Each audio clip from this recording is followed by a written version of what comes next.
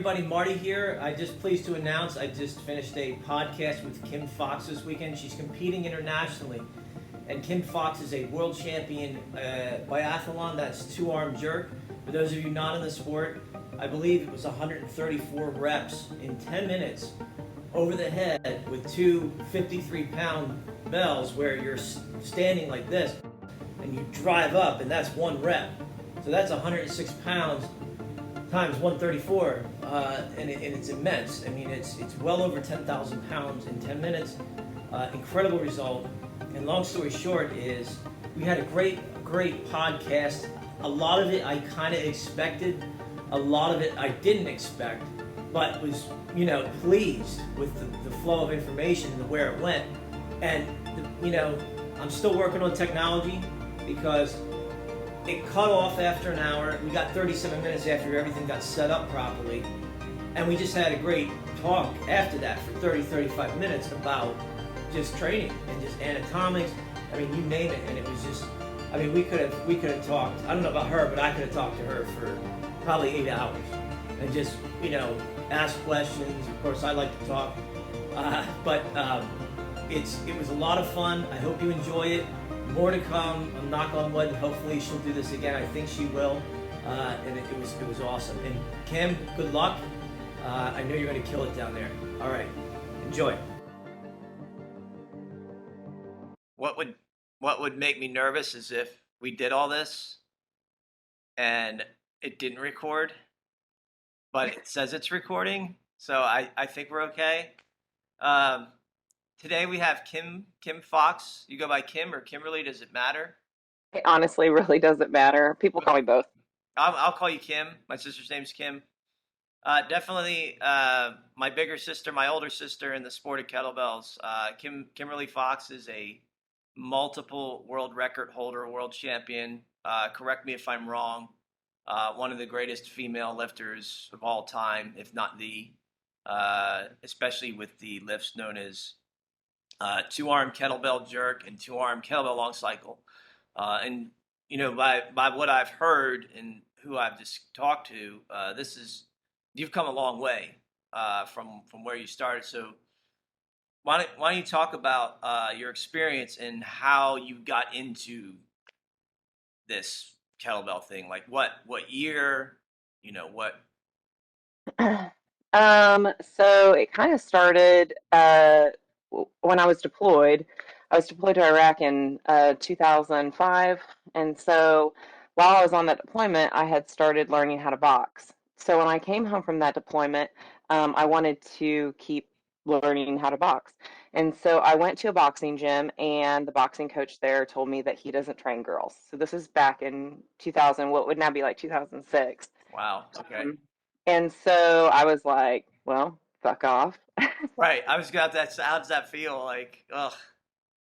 Well, it's fine. I was like, whatever, man. I was like, I'll give my money to somebody else. That's fine. If you don't want money, that's cool. I mean, like that particular person really hasn't gone anywhere, so I don't really care. Um, so that boxing coach was in a Muay Thai gym, and so I started training Muay Thai. Um, and from there, I started doing jujitsu. So really, all this kind of started. I met my husband at this Muay Thai gym. Like he kicked me in the crotch, and we were basically in love at first kick. Oh, okay. That's not. I I don't busted know if his I could. eardrum a couple times, and like that's really how love starts. I I don't know anybody that I've never even heard of that kind of a thing happening. But okay, Love at first kick. I know. love it I just first made kick. it up. Yeah. I'm sure I can't imagine I'm the very first person to ever say that. I mean, okay, so at the time, Jake was going through his master's program for exercise physiology. And so, I've always kind of exercised, but I can't say that I've always been very specific about my exercising. I've always just exercised, but not necessarily trained. Um, so I had started learning a little bit about kettlebells, but just about hard style kettlebell stuff. So I was doing, just kettlebell swings and presses and just ballistic things like that. And the guy that my husband was interning for at the time was like, hey, I see like you're liking kettlebells. Did you know that this is a sport? And so he kind of started telling me about kettlebell sport. And of course, I had never heard of it. I did not know what it was. But I was interested because I've always been very competitive. I've played sports my whole life. And like when you get older, there's really a lot less sport stuff for you to do Yeah. as you age. You know, when I was younger, I played softball and soccer and basketball, but primarily softball. But when you get older, that there's really just nothing left, minus going to college and playing college ball, unless you want to go out and play slow pitch softball and a bunch of people get drunk, which I didn't necessarily fit in real well out there because I am very competitive, and so I mean I'd like slide into people and they don't like that, and they're like just out there to have fun. Right. Um, so, anyways, so he started showing me some of the kettlebell sports stuff, and I started off doing snatch. And I went to my first kettlebell seminar with Arseni and Ken Blackburn in Michigan in like, let's see, 2012 maybe, Okay. I think.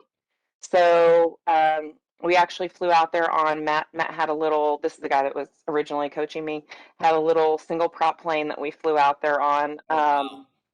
Yeah, so funny story. I Oh think I told man. this to Steve Cotter, but so we're flying out on this single prop plane, and before we got on it, it was supposed to be like a 2 hour drive, a 2 hour flight to our first stop, and then another 2 hour flight. And so we get on the plane, and I had had a coffee before we got on, which probably wasn't a great idea. And after about, I don't know, 30 or 40 minutes in flight, I was like, man, I'm kind of feeling like I have to pee. I was like, I'll just take a nap, I'll go to sleep. And it was pretty cold up there anyway, because I think when we went, it was uh, like February or something. Um, Oh my so I gosh. go to sleep for about 45 minutes or an hour. I wake up and now I definitely have to pee. And so I'm like, yeah, how much farther we got? And they're like, oh, it's gonna be like 45 minutes because we have a headwind. So we've been not going as fast as I was planning on us going. Yep. And I was like, oh, well, shit. So wait and wait and wait. And finally I'm like, oh my God, I can't wait any longer. Like I have to pee. Like there's gonna be Oh no waiting. no. And so I kind of leaned forward and I'm like, hey, Matt, I'm like, I really have to pee. And he was like, Kim, he's like, there's not like a place to land. We can't just land this in a field. And I'm like, no, no, I get that. Yeah, but that doesn't change the fact that I have to pee. Uh-oh. So I kind of waited out a little bit longer. And then finally I was just like, Jake, give me your shaker. So I like kind of prop myself up and try and pee in this like, Oh. standard size shaker Wow. on the plane. It's fun times. No, I didn't spill any. I have been deployed, so I've had to pee outside Yep. in weird locations plenty of times. So everything went well. Yeah. Um, so yeah. Yeah. So okay. Okay, that totally takes it off. So we go to the seminar. No, no. I meet Arseni, who is my current coach. Yep. Um, I go through this 2 day seminar, and I think I did a snatch test at the end of it, and I got like 146 reps or something with a 12 kilogram belt. Okay. Now, Ken would not certify me. So Ken runs the IKFF um, along with Steve Cotter, um, the IKFF Federation. Yep. So we're going through, I'm trying to learn how to jerk and do long cycle. And basically, Ken tells me I suck. He doesn't say that because he's a very nice person. But he He is basically very would nice. not, he is very nice, so he Yeah. would never say that. But Yeah. that's what I heard. So he won't certify me at the seminar because he's basically like, my jerk sucks. So then I have to go home and like work on it at home. And I think it takes like 2 months later that I finally send him some videos and he finally certifies me, which is kind of funny because like long cycle and jerk are like what I'm known for. Right. So it's funny that it took me so long for him to be like, okay, That's good enough. That's cute. You're doing okay now. So Um, sorry, when you certified, did you have like a test for jerks too, or you had to do a certain rep count, or was it just technique? no, It was no, just it was just technique. okay. Yeah, just technique. So that was just like their level one certification, which they went through snatch, jerk, and long cycle. And then I think I even went in and did like a private session with Donica and Ken. Okay. Or I don't know if Donica was there. I think I got to take her spot because she couldn't make it in time because her flight was late or something. Yeah. But so yeah, at that point in time, Matt was my coach, and I pretty much only did snatch.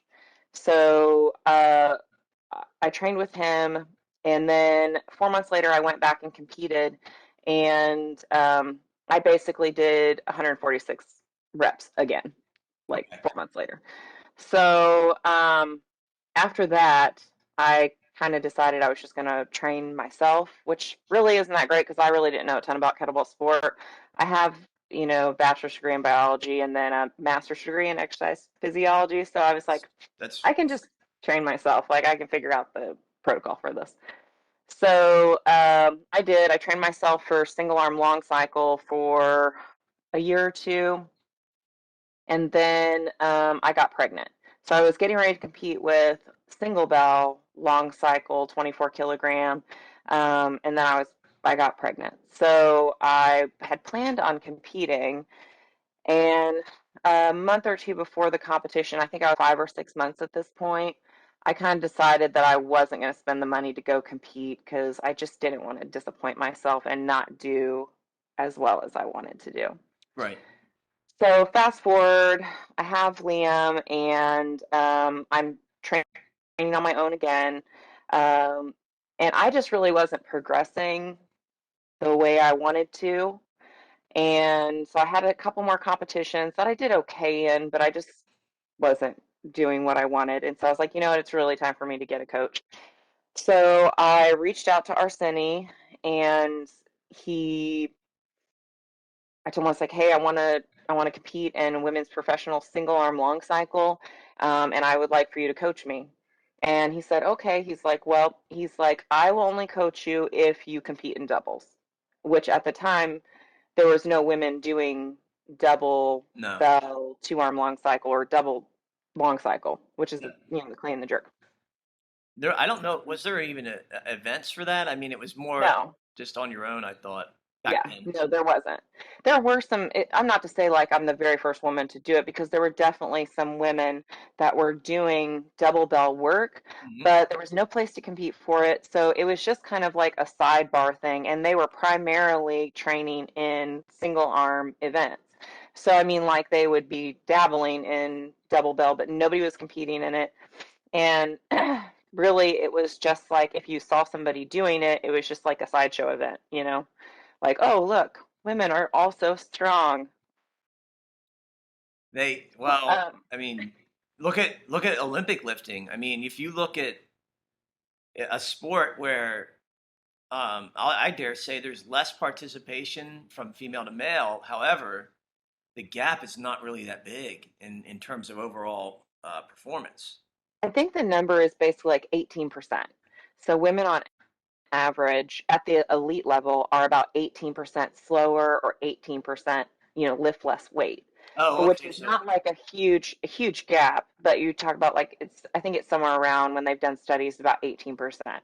like 82%, Um, or I guess if I say a man is honored, it's 82. Is that based on the same muscle mass amount or body weight, or how's that? they just look at across the board like professional, like Olympic level sprinters or Olympic level Oh, lifters on the percentage of, like, I don't know, sprint speeds. So, well, let's say, a man runs a 4 minute mile, that a woman's time would be 18% slower. oh, But which that's is a really very not. Now there can be variations, like of course, like you can find a woman that is going to be lifting potentially more than a man or run faster, but usually it's never at the Olympic level, right? So if you have two professional athletes that both compete in, a 1 mile run, and that is there. You have like the top Olympic 1 mile sprinter and the top female Olympic 1 mile sprinter. You know, you're never going to see her beat him unless Okay. he falls. Okay. Just because there's such a different variance in heart size, the number of muscle fibers that are in each muscle, not muscle cell, but in each muscle, like the sarcomeres. Right. There is such a variance in what you're getting. Men have a higher amount of blood, larger lungs. So there are a lot of variances and differences between men and women, and that's okay, right? Um, Right. I don't want to get into a huge conversation about like men and women competing, but there is a difference. I mean, Yeah. that's why they're separate, and it's why you've never seen the top female Olympic sprinter beating a top male sprinter's time, Right.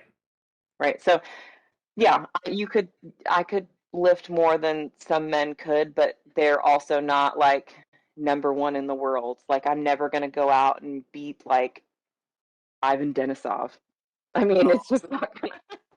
Yeah, and I think, well, I was going to say to take it further, competing against a male that's smaller than him, since you're not nearly carrying as much muscle mass. Now, if you did an experiment where the other guy had a similar amount of muscle mass, that would be a more fair take on that, I think, because Ivan is Yeah. just, he's Well, I mean, enormous. even if you look at, there is, I cannot think of his name. He's really short. Are you talking about Johnny Benitez? Yes. Yeah. I could not lift him either, and he's smaller than I am. Well, this is getting into, and the community hates me for this. I'm becoming infamous because I didn't, everything, all my knowledge is imitation. Nothing I came up with is my own. I'll just put that out there. It's all based on something somebody said to me. It's not even science. So Alexander Kostov came up to me in a comp, and he was like, I forget how we started talking about this. This was like in California, and like, gosh, it must have been 2012, 13, 14. I don't remember. And he was laughing because of my elbow, whereas some guys got the bottom of the bell like scratching their head, and Hmm. Denise is like here. And Runev would talk about it all the time about Denise. He would say he's here, and then he's here, and then he's here, and then he's here. And then Ivan would talk Yeah, he about, definitely has an advantage. I mean, he just has a natural physiological advantage in right, that his limbs are shorter. So, I don't want to compare him to like kids, but when you see kids lifting, they're moving the bell such a short distance. So you're like, how are they getting 260 snatches right, in 10 minutes? and Well, it's fixating, because yes, the length of where the bell is traveling, but he also is much lighter in comparison to my body weight, or well, I don't actually know. No, I think he's in like the 160s. So he's lighter than I am. So, ideally like I should be able to lift more weight than he does, but here's where it comes in with, the differences between men and women is even though he's lighter than me, he right. can still lift more weight than I can. Um, so there's a lot plays into that, when you're talking about limb length, Well, just how your body is naturally designed. There's gonna be variances and um, like the angles that you have to pull from, and so. oh yeah. So even more to the point for what we do is it's compounded. So like I'm telling you, like when I came up and coming in the sport personally, I mean, I wasn't the best, but I would compare myself to people, and I would always fall short on the 24s, 20s, and 28s. But then when we got to 32s, it would switch, where I actually would outperform them and I'm like, man, I'm just in bad shape. But then I'm wondering, because you're moving a greater distance so many times, you're just Hmm. having to do that motion is just, it just beats you down. And the analogy for your point about limbs and anatomics is, if distance doesn't matter, then why do we have discus and shot put as an event, right? Where your ability to be the best is based on distance, where you're trying to launch the same weight. Hmm. I don't know. So Yeah, you're absolutely right. So Johnny Benise is anatomically gifted, and everybody has said that. And he's super awesome to watch. Like if anybody ever gets to go watch him lift, so fun to watch. Like just because he can move so quickly. And then he's like the only person that I think I've probably ever seen, and this probably just has a lot to do with same thing like his just body shape and stuff. Um Yeah, for that those can of you, like under squat when he's snatching oh yeah, and like yeah, ass to grass to the floor, like yeah. you know getting those last couple snatches out. And he, because the mobility required to under squat or do an ass to grass squat with just one arm straight overhead is crazy. Or even with same, like if you have two bells overhead, because unlike with an Olympic bar where your arms are spread out, um, your ability to under squat or the mobility that you have to have in order to do that is like just crazy. It's on another level. Um, It is. Like people that can do that, I have nothing but respect for. That it is a super mobility test move. And Johnny Benise, for those of you who don't know, is argued on paper, and I say this with a on paper, he's the greatest pound for pound lifter in the sport, in the history of the sport. I would argue. He's insane. For those of you who don't know Johnny Benise. So there's a lot of people in the sport that just, have their own little special things that they're able to do that give them advantages. And there's such a variance for what those different things are. I think it's something, I mean, I guess it's like this in every sport, but um, that just makes this particular sport very interesting to look and see what different advantages they're getting just naturally from things that they do or the way their body mechanics are. So yeah, yeah. I mean it and it's interesting. Like everybody that's at the elite level will all talk about this and realize this and discuss it. They all know what we're talking about. Like I think of the Vasilyevs, the Arsenis, the Anasenko, who I would Anasenko is one of my favorite lifters because he's just incredible at all the lifts, and his arms are actually longer. So he's defying the anatomics in a way. Like if you watch him, um, I mean, I think he's not doing it anymore. Like he's retired now, but um, he still does. I think he competed at Worlds in Hungary. oh, I think he did, but he's in the veterans category now, I believe. But I okay, think he's in his late 40s, if I'm not wrong. okay. Uh, I mean, he might be. I wanted to say I thought he was younger than me, but maybe not. I don't know. Maybe he's not. I thought he was a little bit old, not like old, but a little bit older. Um, I feel like he did compete, but I think he did 24s, Yeah, but still had a really like amazing result. Like I think he's in. So yeah. one of the U.S. team, I think that's Brent's coach. Okay, okay. I wonder if he's still as strict as the rumors recall. He's like, if I find out you're drinking a glass of alcohol, he's like, I won't coach you. Like, he's, I would not do well with him as a no, coach. you wouldn't. No, I just Arsenio lie. used to. Nah, don't. I mean, I'm pretty headstrong. Now, I mean, the nice thing about me as a client, is that I always usually make everything harder. Um, so when Arseny programs for me, he doesn't have to worry about like I'm gonna cheat on something, because I definitely usually make it harder. But one thing I don't do is run. I hate running. I don't enjoy it. I have like Auschwitz in one knee and from catching because I was a catcher when I was younger, and I just don't enjoy it at all. And so he used to always put running in at the end of my program, and then I think after a while he just realized like I definitely just wasn't going to do it. Like I'm not doing it. I'm not running. Yeah. Like if you need to go run some sprints, I'll do that, but I'm not going to go run 3 miles. Like Oh, you could just throw that out the window. So then he just stopped programming it. But yeah. so for cardio, would you do for the folks out there? Would you recommend hit? Do you walk? Do you ride a bike? Like, what is your? I do kettlebell. Oh, okay, okay. That's I Isn't that enough cardio? especially if I you mean, do enough volume. it's Like, pretty much only cardio. yeah, Yeah, I don't do a lot of other stuff other than kettlebell. I train that 3 days a week. So for anybody who doesn't do kettlebell, I mean, it's basically um, cardiovascular lifting.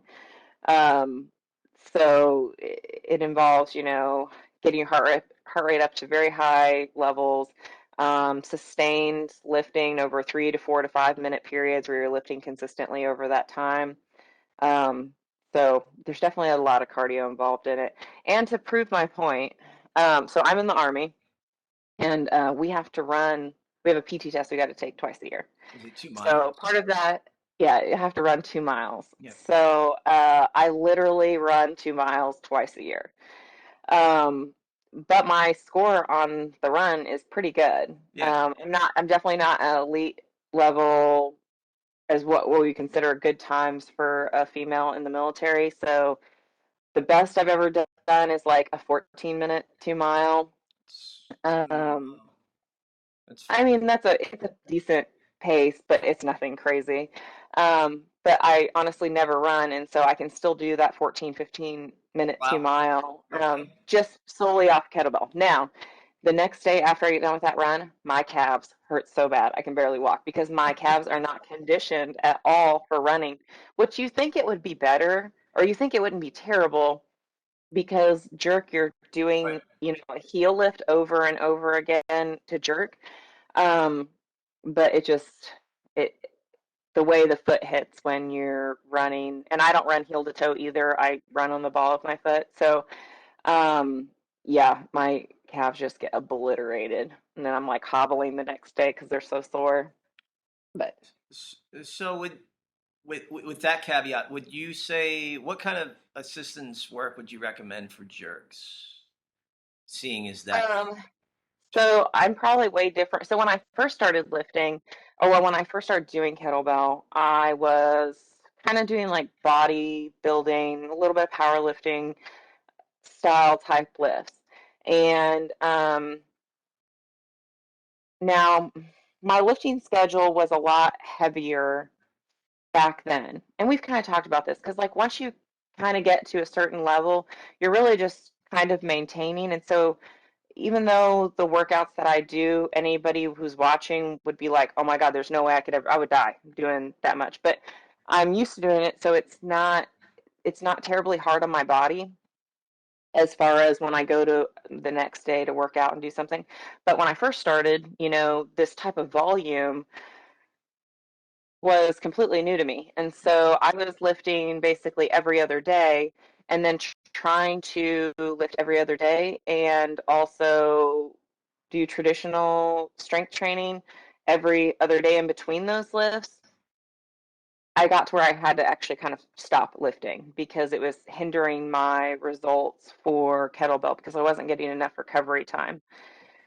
So during the first, I don't know, year, 2 years, 3 years, whatever, I didn't do a ton of regular lifting. And then I got to a point where it kind of switched, where I started adding back in a lot more lifting. So right now I do kettlebell 3 days a week, and I power lift 2 to 3 days a week. oh, Um, and I don't have any problems with that. Uh, or I haven't yet. I shouldn't say that. I should knock on wood because now I'm gonna like get hurt. Um, but I couldn't have done that when I first started. Um, it for just, no, go ahead. Sorry, I was gonna yeah, say it that was just for people too that are much. new, people that are new out there, would you recommend some kind of strength training, especially if they're going to get into kettlebell sport, to have a base level of strength before they start trying to do that? Yeah, Or of course. I mean, it's definitely good if you're coming into kettlebell sport to already have a platform that of lifting that you're coming from. It definitely helped me when I first started being strong to begin with. Um, Now, when I first started lifting, so I mean, I lift two 24-kilogram bells now. So, with my best results in long cycle being 83. You think I should know my own record? 82, Yeah. 83. I think it's 83. This is why I have it written down somewhere. Um, I think 83. But anyways, so and then my best result for jerks is 100 and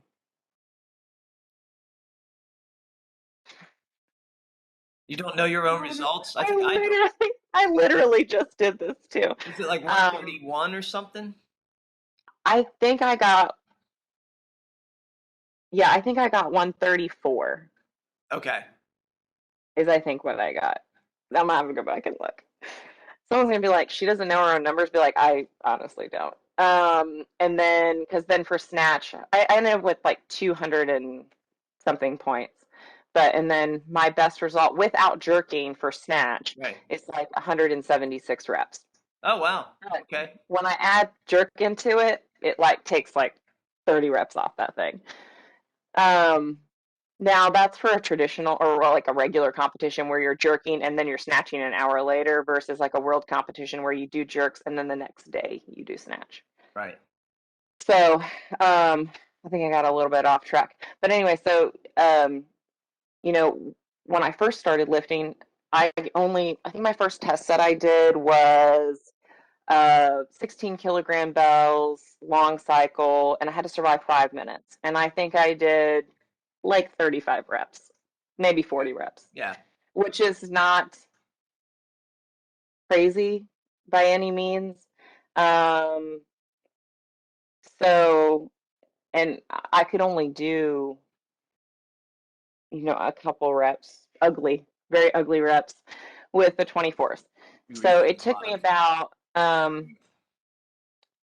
I think my first comp was 6 months after I started training doubles like with Arsene. Now I had been doing some double work like while I was pregnant with like 16s, just like minute on, minute off, like nothing crazy long. Um, and then my very first competition that 6 months later is I made it 10 minutes, but I only did 38 reps. So, and I don't know if you've ever done a really slow long cycle set. It is brutal. It's like the worst thing you could ever do because Oh, you have to yeah. sit and rack for like 20 seconds, which just kills your strength. Um, so Especially yeah, if so I your mean, rest position isn't quite lined up properly and you're having to yeah, fight. and definitely like I look back at my technique, 5 years ago or whatever, and I cringe. I'm like, ugh, like, Yeah. I can't post vintage videos. I can't. yeah. It's terrible. It's terrible for all the lifts. Yeah. I mean, you just don't think about, you're like, I don't know how you do that. And I'm like, well, it didn't like happen overnight. And even when I was lifting what would be like world record numbers, which really I was just the first one doing it, so I don't know like what that counts for. But um, even when I was doing like 6 reps a minute pace for 10 minutes, and I go back and look at what my jerk looks like now to what it looked like, a couple of years ago, there's still so many changes that have happened. Um, little muscles that have developed to help me stabilize the bell overhead more, just getting more efficient in your arm pattern, the way the arm is going up, uh, more efficient in the leg drive and how your knees drive out, or just looking at little things like that that like cinches everything up. And every time you cinch one of those things up, it makes each rep, a little bit easier. Yeah. And so yeah, I mean it's come a long way. I definitely not like I've been when I look like I said, when I look back, I look like crap.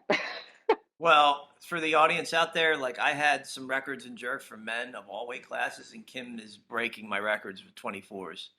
Now, this gets back to um, weight classes and things like that, but it's interesting how the sport has evolved. And uh, a lot of people out there may or may not be aware of have done 10-minute sets with 28s.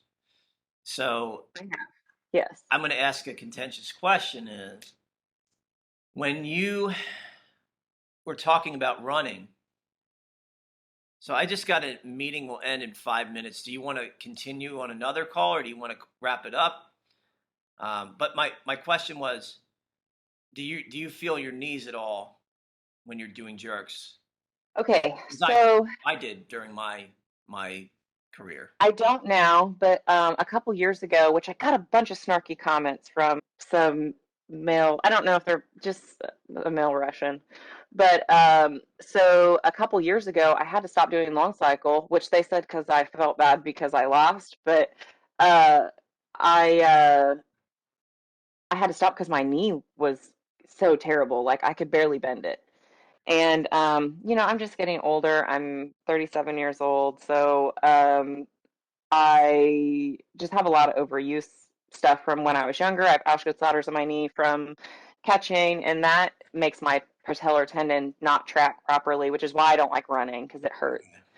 And so I had to stop doing long cycle because just I could squat, but the minute bending that you have to do in the first dip, oh my God, it was just so terrible. I couldn't even do it. I tried it. I had gotten a little bit better, and then I tried to compete again at nationals. I made it like 10 reps, and I was just like, I can't do it. I'm done. Okay. So I went to the doctor and I got on some well, I had a bunch of MRIs done first because I was like, something has to be wrong. And they went in and looked at it and they're like, sorry, you're just old. They're like, there's nothing necessarily wrong with your knee. You just have inflammation. You got some plica building up, just normal old people things. So they're like, we can go in and do surgery, but it could make it worse. And I was like, I don't really want to have surgery. So I got on some anti-inflammatory medication, and that pretty much cleared it up. But I think what's helped more than anything is I've started really doing, I'm sure everybody's heard of like knees over toes guy or whatever, but a lot more stuff like that because I'm not gonna lie, I really don't warm up that much before I start doing kettlebell. I do warm up. There's a class I teach before kettlebell, so I do like get some warm up in there. Yeah. But I really started more focusing on strengthening up the lower part of my leg, anterior part of my leg, to help support that knee. And I think that that has made a big difference. And also paying attention to how my knees track, watching videos, see how my knees are tracking when I'm doing the clean, when I'm doing the jerk. And I think before my knees were tracking too much forward and not driving out enough. Um, and that was creating some uneven pulling in the knee. Yeah. And then it's already predisposed to having problems because I have Auschwitz. Um, so yeah, that's kind of what I've been doing to help with all my knee things. Well, So I'm certainly going to pick your brain offline about this. I might have you analyze some videos of me, or uh, and I'm totally taking liberties by saying that. But thank you for your time today, Kim. I hope we can do this again soon. This was great, yeah, and for sure. We should probably talk after. So I'm going to Worlds. I mean, competing next weekend. So it'll be Friday and Saturday. I compete in long cycle, 24 kilogram, which I have not done in 3 or 4 years. And then snatch 24 kilograms. So we'll see how it goes. best of luck at Worlds. You want to talk after Worlds or after this? What was it? After Worlds. We could talk after this for a little bit longer if you want. Okay. I I will say goodbye, everybody. We're going to talk offline. Thanks, Kim. Mm-hmm.